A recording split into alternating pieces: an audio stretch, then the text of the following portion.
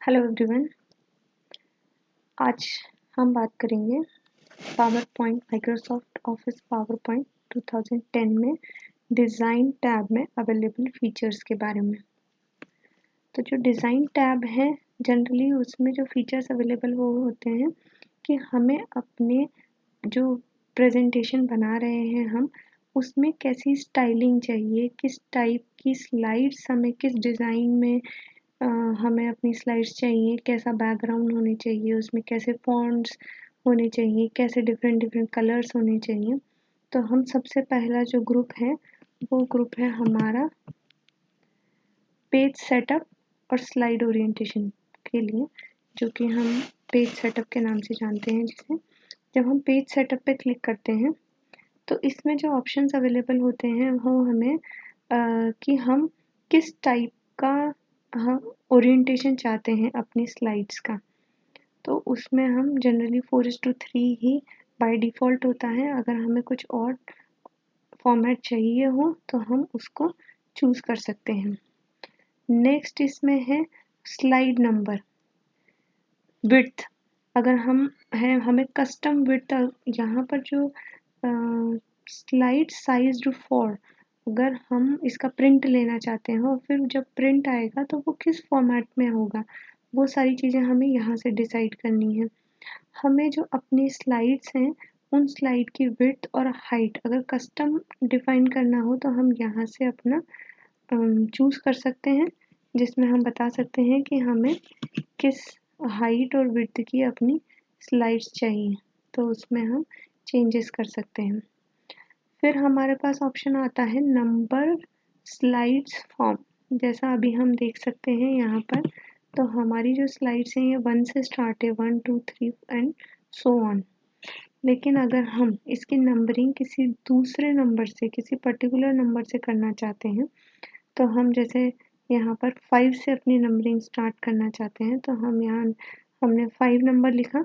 अब हम देखेंगे कि ये चेंजेस यहाँ पर रिफ्लेक्ट हो जाएंगे। तो हमारे जो स्लाइड्स हैं वो इस नंबर से स्टार्ट हो गई हैं। 5 ये जो पहली स्लाइड है, पहली स्लाइड पे ही हमारे पास जो स्लाइड नंबर आ रहा है वो 5 आ रहा है। इस तरीके से हम अपने जो स्लाइड की नंबरिंग है उसको भी चेंज कर सकते हैं कि जिस भी नंबर से हम चाहते हो उस नंबर से वो स्टार्ट हो जाए। फिर सेकंड ऑप्शन है ओरिएंटेशन का। ये स्लाइड ओरिएंटेशन यहाँ पर भी है ओरिएंटेशन में कि हमें अपने स्लाइड्स का पोर्ट्रेट फॉर्म में चाहिए या लैंडस्केप फॉर्म में चाहिए। अगर हम पोर्ट्रेट फॉर्म चूज़ करते हैं तो हमें इस तरीके से स्लाइड्स अपनी विजिबल होंगी, और अगर लैंडस्केप फॉर्म में चाहिए तो हमें जो डिफ़ॉल्ट मोड होता है उसका वो दिखाई देगा। फिर सेम ही ऑप्शन यहाँ पे स्लाइड ओरिएंटेशन का है, जहाँ से हम डायरेक्ट ही पोर्ट्रेट और लैंडस्केप वाला ऑप्शन चूज़ कर सकते हैं। फिर जो नेक्स्ट ऑप्शन हमारे पास आता है वो है डिफरेंट डिफरेंट थीम्स का, कि हमें जो अपना प्रेजेंटेशन बना रहे हैं हम उस प्रेजेंटेशन में हमें क्या थीम चाहिए।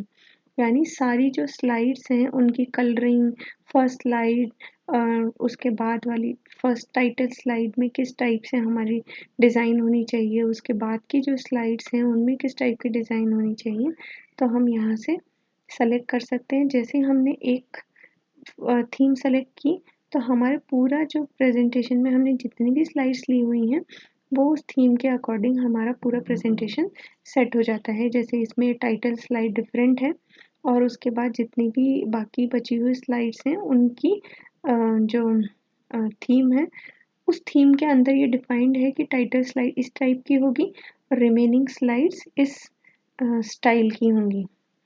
और इसमें बहुत सारे ऑप्शंस अवेलेबल हैं जिन्हें हम एक्सप्लोर कर सकते हैं। इवन हम ब्राउज़ फॉर थीम्स भी कर सकते हैं, हम कहीं से टेम्पलेट डाउनलोड कर सकते हैं, उस टेम्पलेट को भी यहाँ से चूज़ कर सकते हैं।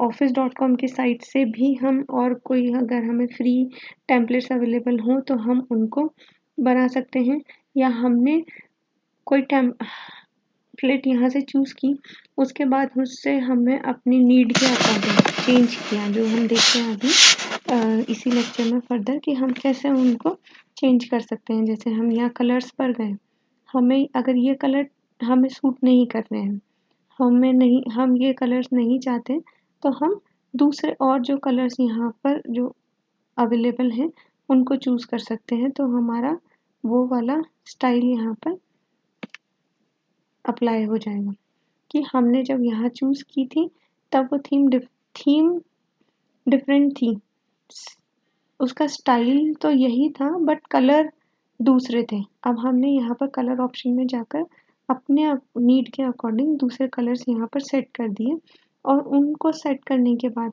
हम फ़ॉन्ट्स को भी चेंज कर सकते हैं कि हमें किस टाइप से फ़ॉन्ट चाहिए। जैसे हम जा रहे हैं तो हम यहाँ पे चेंजेस रिफ्लेक्ट होते हुए देख सकते हैं कि इस किस पर्टिकुलर फ़ॉन्ट स्टाइल में उसका टाइटल कैसा होगा, अगर सब टाइटल है तो सब टाइटल का टेक्स्ट कैसा होगा, ये सारे फ़ॉन्ट यहाँ से हम चेंज कर सकते हैं। फिर है हमारा इफ़ेक्ट्स वाला ऑप्शन कि हमें अगर कुछ इफ़ेक्ट्स चाहिए तो हम वो इफ़ेक्ट भी यहाँ से हम अपने ऐड कर सकते हैं। अब हम ये देखेंगे कि हम यहाँ पर एक ऑप्शन था सेव करंट थीम।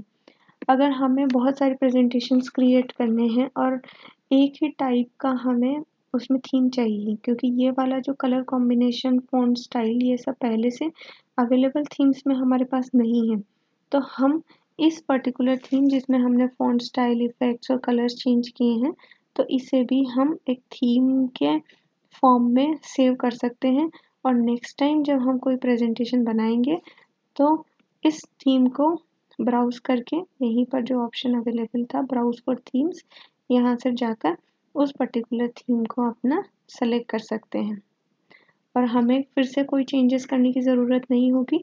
उस थीम को हमने अप्लाई किया है तो font style, colour style, background जो भी हमने अभी पर्टिकुलर थीम में दे रखा होगा और सेव किया होगा, वो सारे वहाँ पर ऑटोमेटिकली हमें अवेलेबल हो जाएंगे। Next is background styles.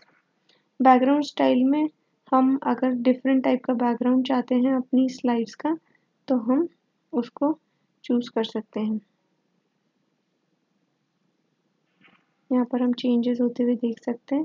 जैसे ये कलर डार्क होता है तो डार्क में हमें ज़्यादा चेंजेस विजिबल हैं। और हाइड बैकग्राउंड ग्राफिक्स अगर हमें हाइड करना है तो हम हाइड भी कर सकते हैं, लेकिन हमें हाइड नहीं करना है, सबको कॉमन रखना है सारी स्लाइड्स को, तो हम इसे ऐसे ही रखेंगे। और अगर ये सारे चेंजेस करने के बाद फिर हम इसे as a particular theme save कर सकते हैं और उसी थीम को नेक्स्ट जो हमारे नेक्स्ट प्रेजेंटेशंस हैं उनके अंदर उस थीम को यूज़ कर सकते हैं।